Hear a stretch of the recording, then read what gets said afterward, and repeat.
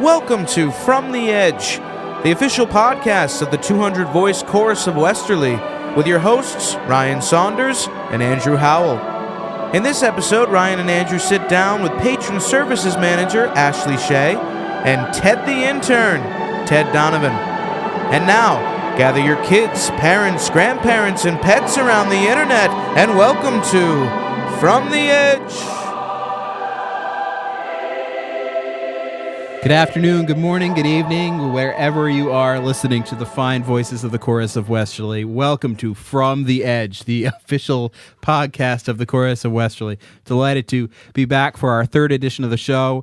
The first two were so successful, we took 6 months off in between shows.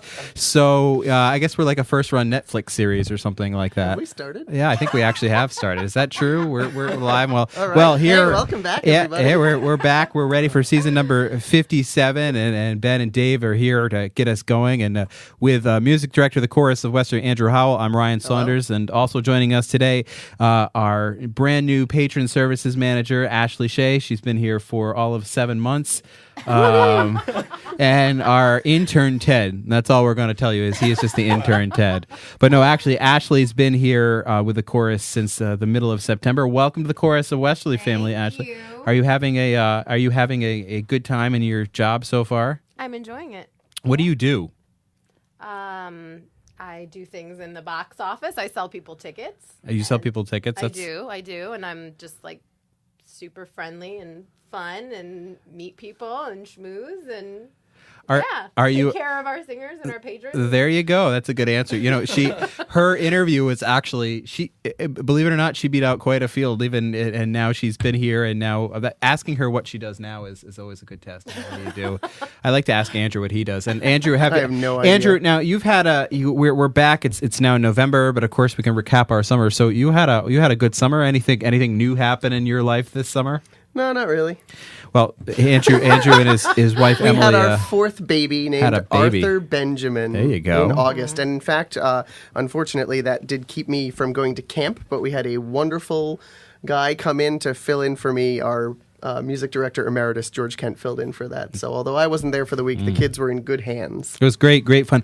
And of course, now the other person we'd like to introduce you now is to Ted, the intern. Say hello, Ted. Hi, folks. Glad to be here. This is Ted, our intern. Now, Ted, you were up at Ted is a former Chorus of Westerly kid, like pretty much everyone in the room is at some point in their life, except for Ashley because she just got here from Chicago. But now, how long ago did you start singing with the chorus? Oh, it's over 2 years now. Summer Pops 3 years ago was my first concert. So over 2 years now, singing with the chorus has been life-changing for me. Wonderful. Honestly, one of the best experiences I've ever had. So excellent. Happy to be here. Happy to be working with the chorus now. So let me ask you a question about this. So you were up at camp this year. I was. And Ted, just so you know, Ted was, he's moved on to our college staff now that he's graduated from high school. And when you become college staff, we give you a little bit more responsibility at camp. Ted, what was your job this year up at the Children's Week at camp? I was the tennis counselor at Camp Ogons. The tennis counselor. That's amazing. And how much, before you instructed at tennis this year, how much instruction or background did you have? Approximately none. Oh, wow. And I say approximately. There you go. Like, I think I had it in gym once, but that might be a lie. That's probably a lie. Well, that's good. And you did take tennis or had a little bit of tennis lessons from in one of your first years, right? From That's one of our previous. True. Who was your very first tennis instructor? Master tennis player, Michael Freitas. Mike Freitas. Unbelievable. You know, Mike Freitas. Passing on a great tradition living right legend. there. Absolutely. Yeah. Mike Freitas, a wonderful guy from Pawcatuck, works for a local firm that builds submarines, and he also has known me for quite a while, but I can tell you that Mike Freitas is quite a jock, and the fact that he taught you enough to teach tennis up at camp, you're following in a fine line of tennis instructors. So, yeah, it's the veil of ignorance is what shelters us all. So why did you want to come here to intern with the Chorus of Westerly? Mostly because I heard Ashley Shea was going to be working here. Oh my God, here. what an answer! Just kidding, she's awful. Oh, no. You know, she controls nothing about your evaluations or anything. The chorus meant so much to me. I really, in this transitional phase, when we're undergoing so many changes in the chorus, I wanted to have a more active support role for our organization that I hold so dearly. I really thought it was a good opportunity for myself as well, to really kind of see the nonprofit field in a better light, a more involved light. And I felt I had something more to contribute than I had in the past with the chorus, so I was very excited and eager to start here. So rumor has it, Ashley, that you two have morphed into one human being and with a new name. What is that name? We have. It happened pretty organically. Yeah. It was kind of one of those things that was destined. I don't know about organically. It's more kind of like the Borg. It's The really Borg. I don't know I what don't think that is. I don't think Ashley's ever watched Star Trek, so I don't think she'll get Remember, we've that. been to the... But the yeah. internet is rejoicing right like now. a At least the, smorgasbord? Like a... I like that. Okay. sort of. So what is your crazy new name? We're Tashley. We're known as Tashley when we're together, and it's a name that just, I mean, it was natural. It flows and it works, and it's both of us melded together, which is how we function in the office. Now, I will refer to you myself as individuals. So Ashley of the Tashley, have you managed or worked with an intern before you got this one? No, I have not. And have you enjoyed the experience? So much. Ted has just helped me so much to acclimate to my new job and my new surroundings, and he's been my right-hand man, and I'm just so happy that I get to work with him. Oh, making me blush. Well, there you go, right there. So, Andrew, we have a great season about to start off. So what's coming up? We'll talk about it in the next segment a little bit more, but what's our first concert coming down the pike? We have on St. Cecilia's Day, November 22nd, a classical masters concert. We've got three of the greats of the classical era, Haydn, Schubert, and Mozart, all in one fantastic concert. That's some heavy hitting stuff. I think it's Absolutely. We saw a lot of their statues and things like that when we were in Vienna last year with the chorus. Absolutely, yes. So the three works you're doing, that we have the Solemn Vespers of the Confessor. We do, yeah. So we have three big works, all of which are kind of classics of the choral repertoire, but we've never done here in Westerly before. So we have Mozart's Solemn Vespers of the Confessor, which he wrote at the ripe old age of 24. Wow. And that's actually the oldest of the three composers that we have here in terms of when they wrote these works. We have Schubert, who wrote the Mass in G, which pretty much every choral society in the world has done at least 80 times. But we have never actually done it here before. And he wrote that when he was only 18 years old. These guys were pretty incredible. And then we have Papa Haydn, who lived to a ripe old age of almost 80, but he wrote this piece when he was 17. And he was a choir boy back then and just writing something for his choir that he was currently singing in. But he liked it so much that basically in his last year of life, he went back and revisited the piece, thought it was incredibly charming, and orchestrated it a little bit, did a little of updating to it. So three very interesting pieces from Vienna from the classical era. So Ted, how many pieces of music have you written? You're 19, right? I think I wrote a limerick on a napkin once at camp. You better get to it. That's about it. You got some work to do. I don't even think it was right. I don't even think it was a limerick, really. So there we go. That's about it. All right, we'll have to get busy with all of that. Yeah. Now, I'm on have you said, now the chorus has never done any of these pieces. I have a chance. I've done the Schubert and the Mozart when I was in college. Ashley, have you had Ashley, we'll interview her a little bit more about her background. Have you ever sung these pieces in your? Part of it. So part of one, but yeah, not in their entirety. No. Well, we'll figure that a little bit more in our next segment. We'll talk a little bit more about the actual performances coming up. Otherwise, we're going to take a quick break so we can catch our breath and laugh at ourselves for a few seconds. And you're listening to From the Edge, the official podcast of the Chorus of Westerly. The glorious sounds of three classical music giants, Mozart, Haydn, and Schubert, will fill Westerly's historic George Kent Performance Hall on Sunday, November 22nd, as the 190 voices of the Chorus of Westerly present The Classical Chorus, kicking off the renowned organization's 57th concert season. Under the direction of conductor Andrew Howell, the chorus will perform Mozart's Solemn Vespers of the Confessor, Haydn's Missa Brevis in F, and Schubert's much-beloved Mass in G major. Joining the chorus will be the festival orchestra and guest vocalists Jolie Greenleaf, Virginia Warnkin, Dan Cokwell, and Paul Max Tipton. Performances on November 22nd will be at 4 p.m. and 6 p.m. Tickets begin at just $18, and those under the age of 18 may attend for free. Tickets are available by calling 401-596-8663 or online at chorusofwesterly.org. Classical Chorus is made possible with support from Marion Palm, South County Hospital, the Brightman Hill Charitable Trust, and the Rhode Island State Council on the Arts. Okay, welcome back to From the Edge. We probably realized that Grey Sail has been the official brewing company and beer of the Chorus of Westerly, and it might go. This might be funnier if we did this next time, maybe from Grey Sail or had a few Grey Sails. So our thanks to that would be great. Grey Sail, not for you, Ted, the intern. No beer for you, no. But we've had a great sponsor. So we want to talk a little bit more about this particular performance. So Andrew, we have, as you were mentioning, we have the 3 works. They're all about 20, 25 minutes apiece or so. The Haydn is the shortest. It's about 12 minutes, and then the others are each about 25 minutes. And, of course, we have the chorus itself singing and an orchestra about 25. Can you tell us a little bit about some of the guest vocalists that we have coming in for the performance? Sure. We have some spectacular voices, some wonderful musicians coming in. The 2 ladies that we have, the soprano and alto, are actually both going to be coming back later in the season with a wonderful early music group out of New York called Tenet.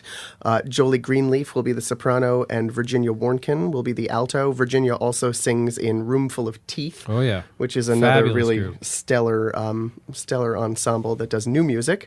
And then we have 2 of our returnees coming. The tenor and bass are Dan Coquell and Paul Max Tipton, who both sang with us last year for the Bach Christmas Oratorio. Yeah, I forgot which one we did last year. It's been a long time. So, of the 3 pieces now, I'm going to ask you this straight out. Do you like one better than the other? No, they all have their own charm. I think that the Haydn is really sparkly. It focuses on the 2 sopranos, and the chorus really back up the sopranos in the whole piece. And it is short, and they think that Haydn actually wrote it for 2 of his closest friends as the sopranos. It would have been trebles back in the day who did the solo. So it's a really just a fun piece for them, kind of a real barn burner of a soprano work. And it is for 2 sopranos as opposed to a soprano and an alto. Virginia will be hopping over to the soprano world for that. And then the Mozart is just, it's classic Mozart in that it's incredibly interesting. He puts so much incredible music into just every little bit that's in there, and tremendously interesting, based on 6 psalms, as a regular Vesper service would be.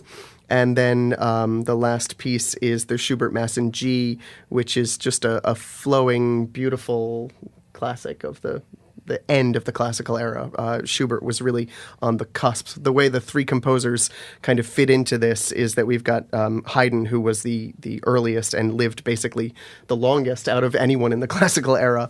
Mozart, who was kind of the crown of the whole thing, and then Schubert, who was classical / romantic. He was the one who was pushing us over into the next historical era. Well, that's very interesting. I like how you actually call Mozart the crown of the era. I never really thought about that way, but and then Haydn like being the he was the granddaddy, or Papa Haydn there. Because if you we had the good fortune last year to be in Austria and to be in Vienna, and a group of singers went to Esterhazy, which was Haydn land, as I call it, and you can't walk around that city without realizing that of these great composers, particularly of that period of time, we're talking the 1700s or the 18th century, if you will, up into the early 19th century. I mean, they all worked there, and they all learned off of each other and fed off each other. I mean, then anyone who was anyone was in Vienna, right, absolutely. Because then right after that period, that's when you get into Beethoven's heyday, and then you start rolling into some of the real meat and potatoes of the 19th century. Do you find this particular... we have done some big pieces around here. We've done Dvorak, which is rich and lush and big orchestras, and we've Verdi coming up next spring. On the surface, you would look at this kind of performance and say, well, this one's got to be easier. Is it easier? No. In fact, the chorus is very naked in this because they have so much to do and not as much doubling as you get out of a romantic or a contemporary composer necessarily. So there's a heck of a lot of notes to sing, especially in the Mozart, and a tremendous amount of work that the chorus has needed to do to get this stuff ready. Also, with a big piece like the Verdi Requiem or the Dvorak Stabat Mater, you have a lot more solo work in it. This is almost always chorus. The chorus is on constantly, so they have a lot more to do in general. Yeah. So, but they are rising to the challenge, and we're ready for this. Ted, now you're singing Ted the Intern. Ted, you're also part of doing things for us and letting me call you Ted the Intern the whole time. That's not just like I roll really off need the a tongue. T-shirt that says that. Yeah. Ted the Intern. That's all right. So you're still singing with the chorus right now. I am. Are you a tenor or a bass? I'm a bass. I'm a bass one. A bass. All right, so I'm a bass. let's talk in our bass voices right now. All right, great. So, Ashley, if you want to talk in your bass voice, you can. You know, that's the fine part of the internet. You can do whatever you want, apparently. No, getting to it. Right. Mm-hmm. Do you now you've gone through the rehearsal process with this all the way back since August. Have you enjoyed the works? Do you find one particular work more interesting than the other, or tell me a little about your experience? The most challenging piece to me has been Mozart. The Laudate is my favorite movement for sure. But I don't even know how to describe it. There's just something different about this piece. I haven't necessarily struggled with it musically, but it's just you do have to put the effort in on your part as a singer. One of the fun things about that piece for the singers is that it is different Latin. It is in Latin, and it's 5 psalms and the Magnificat all in Latin, which are not typical. I mean, we sing masses, we sing requiems. That text is at least familiar. That is a particular challenge in that we have all of this new text as well as all of the music. Yeah, that hits the nail on the head very much so.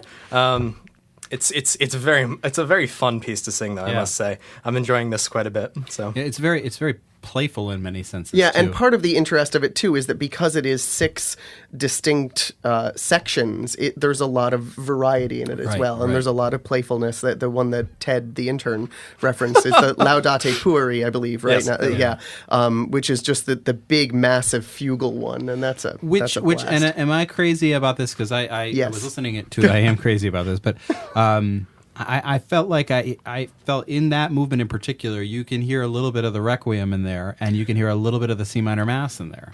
Yeah, well, absolutely. The Requiem, the opening of the and really the theme that's used throughout the whole Laudate Pueri is what essentially was the kernel for the Kyrie of the Requiem. It's very interesting when it comes on. You want it to go in a different way, and like, oh, this is curious, and it's often neat to me when composers you can kind of see where they were playing with different things and different pieces of work. Well, tickets are on sale for that this performance right now, and this performance is taking place on Sunday, November 22nd at 4 p.m. and 6 p.m. And you can purchase the tickets by calling Ashley up in the box office. Yeah, give me a call. Do you know the number yet, or you want me to remind you the number? It's 401-596-8663. Wow, there you go. It only took me 2 months to figure that's 866-401-596-8663. And now you can also go on our website, which is what? thechorusofwesterly.org. There you go. Wait, what were all those numbers you just said? What did I say? I have no idea what you said. I think you just had a stroke.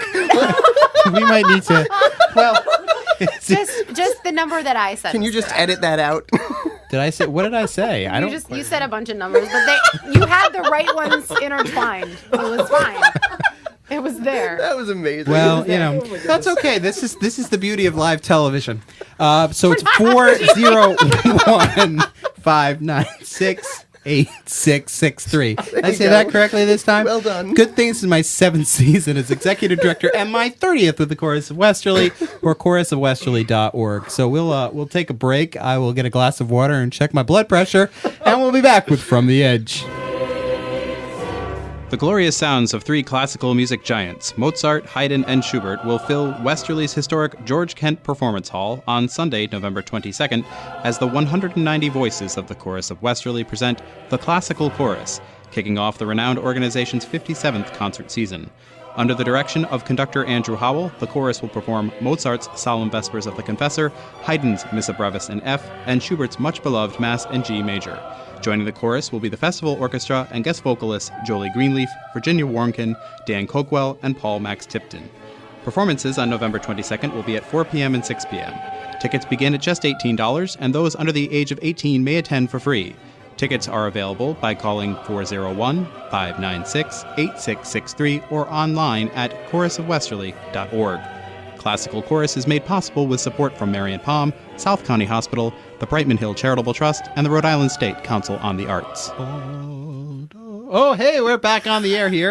And we're welcome back from our break, back to From the Edge. Sorry that I'm having some problems with numbers, apparently, but this is Friday afternoon staff meetings and what it normally is, and it's and in fact, in the process, I scared away both Ted the intern and Andrew. Andrew has a music lesson with one of our young sopranos right now, and Ted the intern went out to figure out where Andrew went, but he'll figure that out in a few minutes to come back. So I have a chance here. It's just Ryan and Ashley time to have Which is so funny because my maiden name is Ashley Ryan, so it's always funny. Wait, so your maiden name is Ashley Ryan? Yeah. So when we say it's Ashley Ryan, that could get confusing. It does. It gets. Sometimes I'm like, what's happening? And then I realize that your name is Ryan. My name is Ryan too. It is. I can tell you that my middle name is not Ashley though, or neither is my first name. But you know what's crazy? My middle name, get this ready, is Shea? No, it's Andrew. That is weird. Ryan Andrew.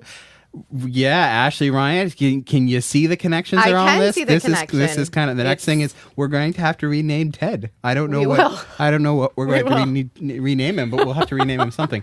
So you hail from originally New Jersey, but found your way to Illinois, to the Chicago area where you grew up most of your life. Yeah, when I was 6. So when you were basically 6? from Illinois. Yeah. You still have a little Jersey in That's you. from though. my mother because she talks like this. She does. Yeah. Now, I understand from you, and I hope this is okay, that your mom got a little confused about that the malted barley was. She did. a bar. She did. We're new into town, and driving by places, sometimes you misread things. So Sure. she did. She drove by the malted barley, but she thought that it said the malted bakery. Oh, well, that would be lovely. We should tell Colin and Stephanie that a bakery in there would be lovely. But too. I will tell you, she was quite upset when she told me about it, because then one day she was walking through town and she went in and didn't bother to reread the sign, and then told me later that day that, do you know, that bakery, they don't even have bread. She's like, what kind of bakery doesn't even sell bread? I'm like, Mom, what are you talking about? The malted bakery. There's no bread there. And she didn't notice the 40 that there was a taps bar along the inside of wall it. and No, the bar- yeah. So, But that's well, they do have pretzels. I mean, I've heard that they have really good delicious pretzels. Yeah. And the Chorus of Westerly is great friends with the malted barley and Yeah. many of our downtown businesses who take care of us on Monday nights after Yeah. rehearsal. So, but you in Chicago, Yes. you grew up there. I did. Tell me a little bit about your educational background in the great state of Illinois. So I went to undergrad at Illinois Wesleyan University. It's a small private school in central Illinois.